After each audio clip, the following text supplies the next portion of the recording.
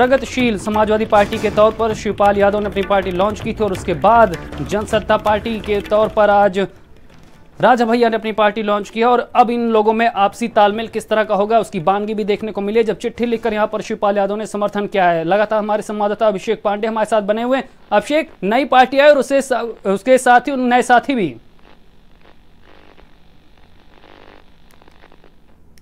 तो लगता है अभिषेक तक हमारी आवाज नहीं पहुंच पा रही, लेकिन जिस तरह से आज राजा भैया की रैली में शिवपाल की चिट्ठी पड़ी गई, शिवपाल ने समर्थन जताया गया, उसके बाद ही इन दोनों ही पार्टियों के आपस में तालमेल की भी खबरें स्पष्ट होती नजर आ रही हैं। जिस तरह से आज रैली में शिवपाल के समर्थन की चिट्ठी पड़ी गई है, तस्वीरें हम आपको दिखा रहे हैं। ये वो चिट्ठी है जो शिवपाल की चिट्ठी है और जिसे आज पढ़ा गया है, समर्थन की बात कही गई है।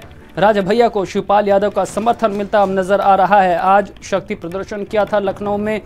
राजनीतिक जीवन के 25 साल पूरे होने के बाद जब यहां पर आयोजन किया गया था, तो किस तरह से इस रैली में शिवपाल ने भी अपना समर्थन दिखाया है। राजा भैया के साथ चिट्ठी लिखी है और वो चिट्ठी प्रवक्ता अभिषेक आशु ने पढ़ी है। तस्वीरें हम आपको लखनऊ के रमाबाई मैदान की दिखा रहे हैं, जहां पर आज बड़ा शक्ति प्रदर्शन किया है रघुराज प्रताप सिंह उर्फ राजा भैया ने।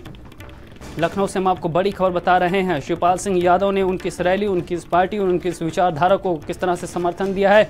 राजा भैया को शिवपाल यादव का समर्थन मिलता हुआ नजर आया है। दोनों ही यूपी की सियासत में अलग अलग तरीके से ताल ठोक रहे हैं। नई नई पार्टियों का जिस तरह से उन्होंने ऐलान किया है, उसके बाद ये पार्टियां किस तरह से साथ में काम करेंगी, कितनी इनकी विचारधाराएं मिलेंगी, उसकी शुरुआती तस्वीर यहां पर स्पष्ट होती नजर आ रही है। फिर से एक बार हमारे संवाददाता अभिषेक पांडे हमारे साथ जुड़ चुके हैं। अभिषेक, नई पार्टी यूपी की ये दोनों है और दोनों में किस तरह का अब यहाँ पर आपसी तालमेल देखने को मिल रहा है, क्योंकि नई पार्टियां हैं और नया साथ भी? देखिए, दोनों के अपने चैलेंजेस हैं। जहां शिवपाल यादव समाजवादी पार्टी से अलग होकर के उनको अपना नया मुकाम हासिल करना है, नई जगह तलाशनी है, तो वही राजा भैया जो कि 25 सालों से बतौर इंडिपेंडेंट कैंडिडेट रहे हैं, विधायक बन के रहे हैं, अब उनको अपनी पार्टी को स्थापित करना है और उसके जो एजेंडे हैं उसको लेके आगे बढ़ना है। शिवपाल यादव के अपने एजेंडे हैं, लेकिन राजा भैया ने जिस एजेंडे को पकड़ा है, फिलहाल उस पर किसी ने हाथ नहीं डाला था।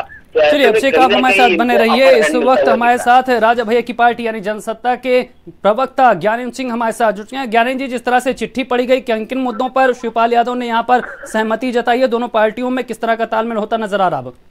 नहीं, देखिए, इसको तालमेल से या किसी आगे के गठबंधन से नहीं जोड़े आप जी। इसको सीधे सीधे देखिए कि आज जो है माननीय राजा भैया जी का राजनीतिक जीवन का 25 वर्ष पूरे हुए थे जी। और उस रजत जयंती समारोह में उन्होंने अपनी शुभकामनाएं प्रेषित की थी जी।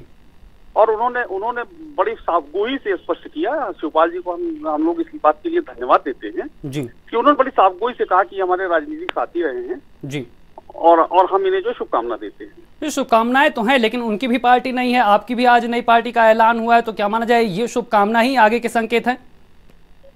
नहीं, देखिए, संबंधों को वैचारिक और सिद्धांतों से नहीं जोड़ा जा सकता जी। हमारे विचारों से, हमारे सिद्धांतों से हमारे नेता ने क्लियर कर दिया है कि हमारे ये जो है एजेंडा हमारा ये होगा जी। अब उस एजेंडे से जो भी इत्तेफाक रखेंगे दल, निश्चित जो है उस पर जो है पार्टी आगे विचार करेगी। चलिए, आप हमारे साथ बने रहिए। इस वक्त प्रगतिशील समाजवादी पार्टी से दीपक मिश्रा जी भी हमारे साथ जुड़ चुके हैं। दीपक जी, जिस तरह से आज शिवपाल जी ने शुभकामनाएं भेजी हैं, उनका खत पढ़ा गया है, राजा भैया की रैली में किस तरह के संकेत माने जाए, किस तरह का जुड़ाव यहाँ पर देखने को मिल रहा है दोनों में?